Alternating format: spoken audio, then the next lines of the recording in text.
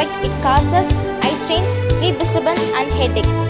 Using mobile phone close to your head, it causes mild headaches and eye strain, dryness and discomfort due to long screen exposure, sleep disturbance.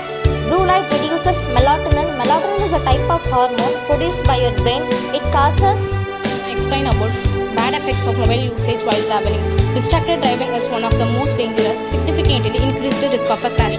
People may not aware of traffic sounds or vehicles movement. People not maintaining proper lane position and consistent speed. People may cross the road without awareness and it's leading to accident. Due to usage of mobile phone while traveling, it causes accident and injuries to us. So kindly try to avoid mobile phone while traveling. Thank you.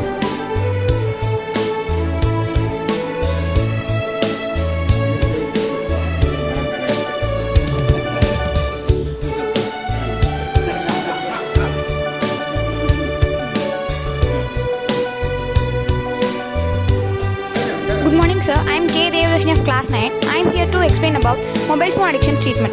First, exercise therapy. It is one of the best therapy for mobile phone addiction. And second one is psychology intervention. It is one of the best therapy for mobile phone addiction. Third one is psychology. It will lead to depression, social anxiety, fearing of missing out mobile phone. And fourth one is neurobiology. It will lead to nervous system effect and brain system effect and most diseases causes. Thank you, sir. Good morning, sir. I am Tarashri of class 9. I am going to explain about symptoms of cell phone addiction. First, behavioral symptoms. It leads to loss of control, neglecting responsibilities, social conflicts. Physical symptoms. It leads to sleep disturbance, digital eye strain and neck and back pain. Emotional symptoms. It leads to anxiety and agitation, depression and loneliness, irritability. Thank you, sir.